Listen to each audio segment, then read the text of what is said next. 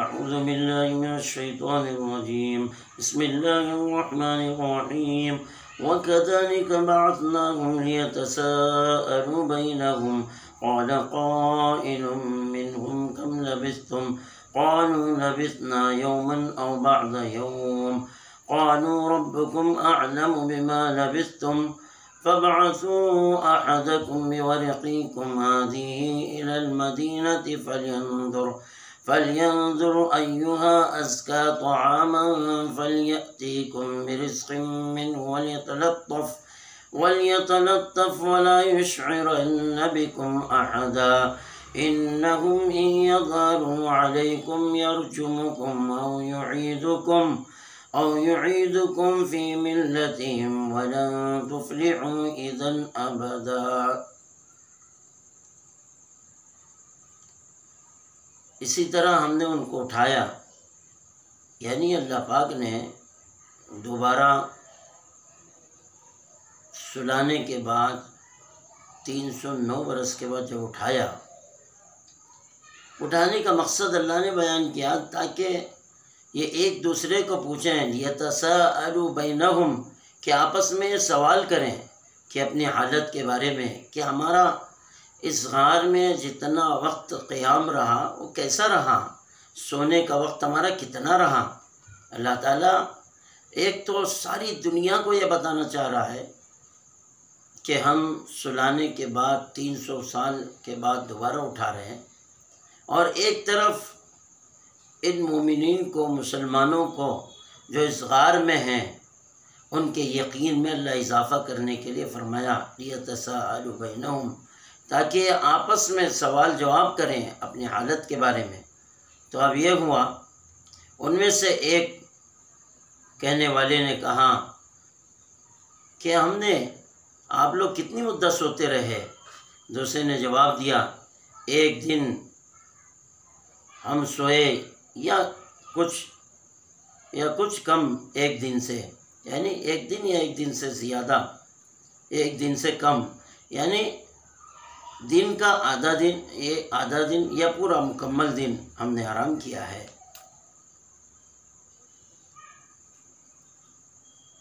اللہ تعالیٰ مقدار کو بتا رہے ہیں کہ کتنا سوئے. آپس میں اختلاف ہوا، ان کے اختلاف رائے ہوئی کہ بعض کا یہ قول ہوا کہ ہم ایک دن سوئے، کسی نے کہا ہم ایک دن سے کم سوئے، کسی نے کہا کہ ہم مغرب میں سوئے تھے اور صبح اٹھے. اب زیادہ دیر سونے سے ان کی کچھ نمازیں فوت ہو گئی تھی، اس لیے بطور افسوس انہوں نے یہ بات کہی کہ غار میں ہم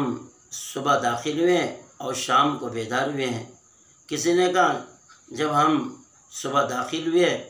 اور شام کو بیدار ہو رہے ہیں تو دن بھر ہم سوتے رہنا ظاہر ہے کہ سورج ڈوب گیا، ہماری نمازیں قضا ہو گئی، اس پر آپس میں ایک دوسرے میں افسوس کر رہے ہیں. اور اسے اصحاب کہف کے سونے کی وجہ سے، لمبی مدت کے سونے کی وجہ سے ان کے ناخن اور بال بھی بڑھ چکے تھے، ایک لمبی مدت سونے کی وجہ سے. پھر فرمایا قالوا ربکم اعلم بما لبثتم، بولے تمہارے رب کو بخوبی علم ہے، تمہارا رب سب سے بہتر جاننے والا ہے کہ تم لوگ کتنی دیر سوتے رہے.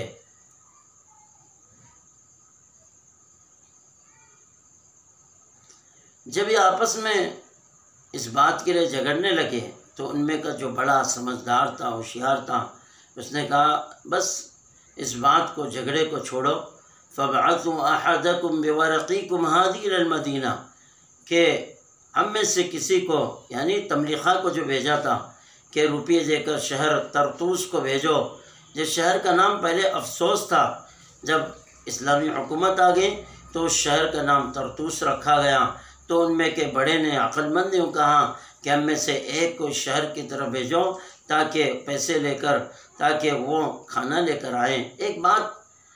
یہاں سے یہ معلوم ہوتی ہے کہ آدمی جب سفر میں نکلے تو اپنا توشہ لے، یہی توکل ہے. یہ نہیں ہے کہ توکل اس کو نہیں کہتے کہ آدمی سفر کے توشے کے بغیر سفر کر رہا ہے، کہ پیسے نہیں ہیں، کھانا نہیں ہے اور کپڑا لتا نہیں ہے. کہاں توکل ہے؟ ہم متوکلین ہیں. نہیں بلکہ متأکلین ہیں کہ لوگوں سے مانگ کر کھانے والے بنیں گے۔ اس لیے فرمایا کہ جو آدمی سفر کے لیے چلے تو سفر کا سامان تیار کر لیں، جس طرح صحابہ کہف نے چلتے ہوئے اپنے گھروں سے پیسے، اپنی ضرورت کا سامان لے لیا، تاکہ ہمیں غار میں جتنے دن رہنا پڑے تو وہاں ہم کسی کے محتاج نہ رہیں، ہم اپنی ضرورت اپنے پیسوں کے ذریعے سے اپنی پوری کر لیں۔ پھر اس کے بعد فَلْيَنْظُرْ أَيُّهَا أَزْكَىٰ طَعَامًا، پھر تحقیق کرے، معلوم کرے کہ کون سا کھانا حلال ہے، اس میں سے تمہارے پاس کچھ کھانا لے آئے، تاکہ معلوم کریں کہ کھانا کون سا حلال ہے۔ ایہا، اس شہر کے رہنے والوں میں کون زیادہ حلال کھانا بیچتا ہے، اس طرف اشارہ ہے ایہا کہ کھانا حلال بیچنے والے کے پاس سے کھانا حلال لاؤ، جو کسی سے چھینا ہوا نہ ہو، کسی حرام ذریعے سے حاصل کیا ہوا نہ ہو۔ مطلب یہ ہے کہ وہ مسلمان کا ذبیحہ ہو، حرام کمائی سے نہ ہو، چھینا چھپٹا کا مال نہ ہو۔ اس کی طرف اشارہ فرمایا ایہا کے ذریعے سے کہ وہ حلال مال، کہ جس سے بھی لاؤ وہ حلال مال لاؤ، تاکہ ہم اس میں سے اپنے لیے کھائیں۔ اور یوں فرمایا خوش تدبیری سے کام لینا، خوش تدبیری سے کام لے، یعنی مہنگا نہ لے آنا، اپنے کو پوشیدہ رکھنا، کہیں اگر پتہ چلے تو کوئی پکڑ نہ لے۔ وَلَا يُشْعِرَنَّ بِكُمْ أَحَدًا، کہ کسی کو تمہاری خبر نہ ہو، یعنی کوئی ایسی حرکت نہ کرے کہ وہ تمہارے بارے میں پتہ کر لے، اس لیے اپنے کو ظاہر نہ کرنا، خوش تدبیری سے کام لینا، خرید بھی لینا ہے اور اپنا معاملہ جو کچھ ہے کسی پہ ظاہر نہ ہو، کیونکہ کافروں کا ماحول ہے اور بادشاہ کی طرف سے حکم ظاہر ہو چکا ہے، کہیں تمہیں کوئی پکڑ کر بادشاہ کے پاس نہ لے جائے، اس لیے فرمایا خوش تدبیری سے کام لے۔ آگے فرمایا کیونکہ ان لوگوں نے اگر تمہاری اطلاع پا لی، اگر ان کو تمہاری اطلاع ہو گئی تو تمہیں مار مار کر ہلاک کر دیں گے، رجم کر دیں گے، پتھروں کے ذریعے تمہیں مار دیں گے۔ او یعیدکم فی ملتہم، یا تم کو اپنے مذہب میں لوٹا لیں گے۔ ایسا نہ کرنا تم، کیونکہ ان کے ہم مذہب تھے، پھر مومن بن چکے ہو، اس لیے فرمایا کہ تم کو جبراً اور زبردستی کہیں اپنے مذہب میں داخل نہ کر لیں، اس لیے تم بچے رہنا، خوش تدبیری سے کام لینا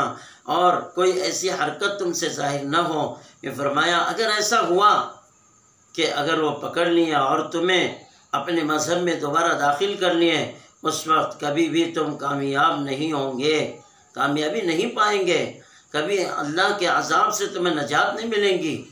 یعنی اللہ تعالیٰ نے جو ایمان دیا اس ایمان کی حفاظت بھی کرو، اعمال کی حفاظت بھی کرنا ہے، کہ کہیں ان کے ہاتھوں میں تم پھنس جاؤ اور وہ تمہیں بادشاہ کے دربار میں لے جائیں اور لے جا کر تمہیں مرتد کر دیں، اس لیے بچے رہنا، کوئی ایسی حرکت نہ ظاہر ہو۔ اگر تم ان کے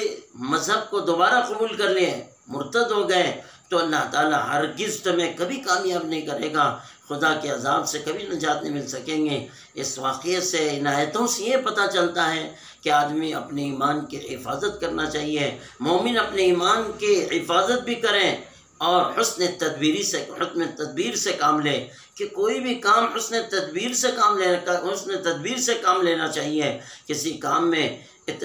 کام میں عجلت نہ ہو بلکہ اطمینان کے ساتھ، حسن تدبیر کے ساتھ، صحیح راستہ معلوم کر کے تحقیق کے ساتھ کام ہو، جس طرح صحابہ کہف نے، ان کے بڑے نے ان جانے والے کو یہ نصیحت کر کے بھیج رہا ہے کہ کوئی ایسی حرکت ظاہر نہ ہو کہ ان کے سامنے دوبارہ تمہارا اسلام اور تمہارا ایمان ظاہر ہو گیا، تمہیں اب پکڑ لیں اور تمہیں پریشان کریں یا اپنا مذہب دوبارہ پیش کریں۔ یعنی مومن اپنے ایمان کی حفاظت کے لیے اعمال کی پختگی کریں، اور اپنے ایمان کی حفاظت کی بھی ذمہ داری ہے کہ جتنا اعمال کرے گا، اللہ سے تعلق بنائے گا، اللہ تعالیٰ حسن تدبیر بھی عطا کرتے ہیں۔ اس لیے اللہ تعالیٰ نے اس قصے سے کئی باتیں ظاہر ہو رہی ہیں کہ ایک ایمان والے کو اپنے ایمان کے کیسے حفاظت کرنا چاہیے، اور اسی طرح آگے اللہ تعالیٰ نے اس چیز کو ذکر فرمایا کہ اللہ کے وعدے کیا ہیں اور قیامت کیا ہے، اور اسی طرح بہت سی باتیں جو اصحاب کہف سے متعلق ہیں اس کو آگے ذکر کیا ہے کہ وہ کتنے تھے۔ قرآن میں اس کو ذکر کیا کہ وہ 3 تھے، چوتھا ان کا کتا تھا، 5 تھے اور چھٹا ان کا کتا تھا، وہ 7 تھے، 8واں ان کا کتا تھا۔ آگے